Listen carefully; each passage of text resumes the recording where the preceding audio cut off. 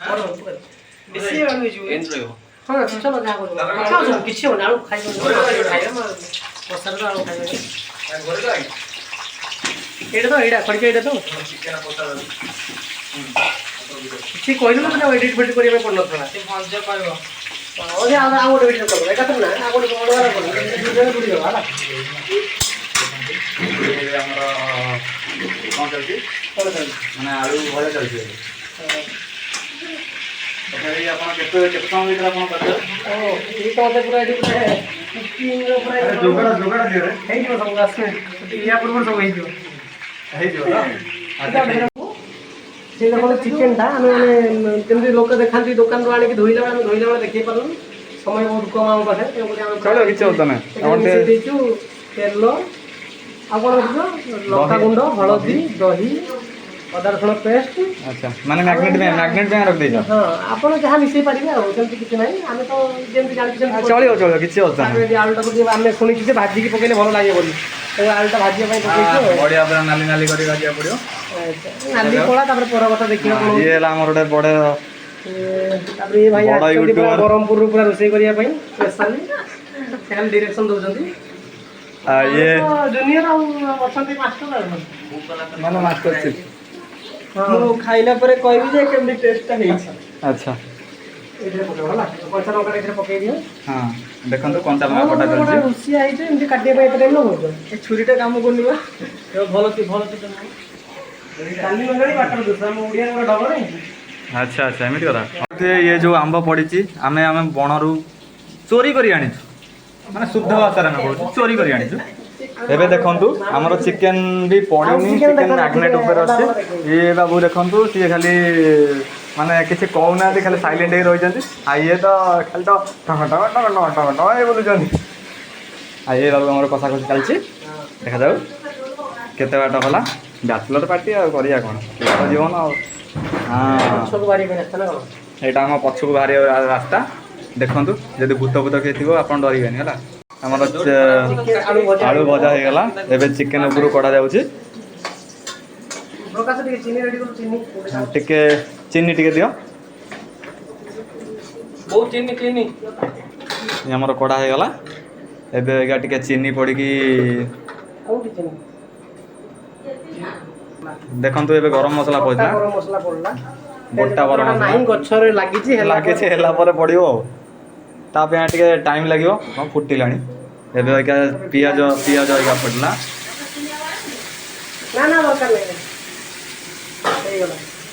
ଏବେ କଷାକଷି ଚାଲିବ ଏବଂ ଫୁଟିଲାଣି ମୋ ଗୋଡ଼ ଉପରେ ପଡ଼ିଲା ଯେ ଦେଖନ୍ତୁ ଏ ରୋଷେଇଆକୁ ଦେଖିଥାଅ ବେଳେ ବେଳେ ଡାକିପାର ଟିକେ ମନୋଜ ଭାଇ ୟାର ଟିକେ ସ୍ମାଇଲ୍ ବାସ୍ ଆଉ ଟିକେ ତେଲ ପଡ଼ିବ ଟିକେ ତେଲ ପଡ଼ିବ ଏଇ ପଡ଼ିଲା ଆଉ କିଛି ସମୟ ପରେ ଆମେ ଆଉ କିଛିଟା ପାର୍ଟ ଦେଖେଇବୁ ଆପଣଙ୍କୁ ଏବେ ରଖୁଛୁ ପିଆଜ କଚ କରି ନାଲି କରିସାରିଲୁଣି ନାଲି ହେଇଗଲାଣି ଆଉ ପରେ ଟିକେ ମସଲା ପଡ଼ିବ ଅଦା ରସୁଣ ପେଷ୍ଟ ଟିକେ ପକେଇଦେବା ଅଦା ରସୁଣ ପେଷ୍ଟ ଦେଇଦେଲେ ତାପରେ ଏମିତି କଚ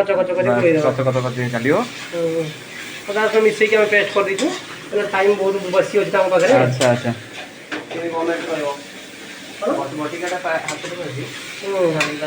ଏମିତି କଚ କରି ବୁଳେଇଦେବା ଆଉ ଟିକେ କଚ କରି ବୁଳେଇଦେବା ଆଉ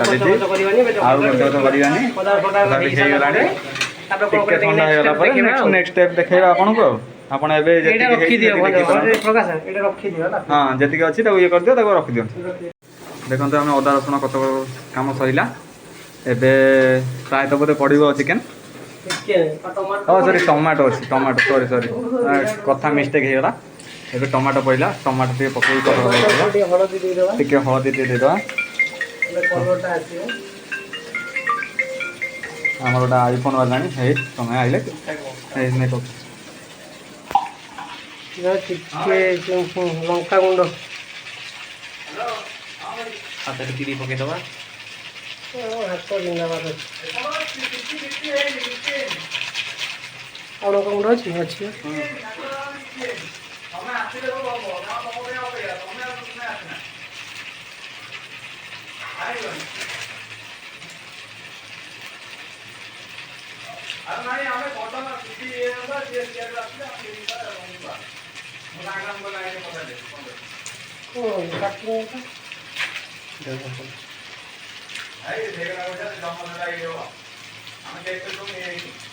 काय तुम्ही मला पिच्छा काय कोण कोण मारले हो बोल ना ହ୍ୟାଲୋ କୋଉଠି ହେଲାଣି ତମେ କହିଲେ ଆସିବ ବୋଲି ଆଉ ତମେ କଥା ହଉଥିଲେ ଭଞ୍ଜାଇ ଫୋନ୍ ନେଲା ମୁଁ କହିଲି ହଉ ଆସ ଆସ ହଉ ଏବେ ଆସ ଦେଖନ୍ତୁ ଆରେ ଏବେ ବିନା ପାଣି ଦେଇକି ବିନା ପାଣି ଦେଇକି ନାଲି କରିଦେଲ। ବିନା ପାଣି ନ ଦେଇକି ଘୋଡେଇ ଦେବା ମସଲାଟା ମେଲ୍ଟ ହେଇଗଲା ପରେ ବାସ୍। କଲର ଆପେ ଆପେ ଆସିଯିବ ଠିକ ଅଛି ଆଚ୍ଛା ଆଚ୍ଛା ଏମିତି କଥା କି? ଆପଣ ଥରେ ଘରେ ଟ୍ରାଏ କରିକି ଦେଖନ୍ତୁ ତମ ଫୋନ୍ ମାଇଲ ଆଉ ଟିକେ ରେସିପିର ନାଁ ଟିକେ କହିଦେବେ।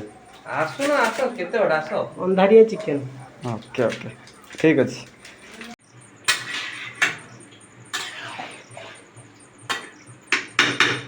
ମସଲା ଆମର ବେଷ୍ଟ ରୋଷେଇଆ କେବେ ଡାଙ୍କି ଦେଲେ ଚିକେନ୍ ହେଇଗଲା ତାପରେ ଏଠି ସାଲଡ଼ ବି ଆମର ହେଇଯାଇଛି କିନ୍ତୁ ସାଲଡ଼ର ପ୍ରୋସେସଟା ଆମେ କହିପାରିବୁନି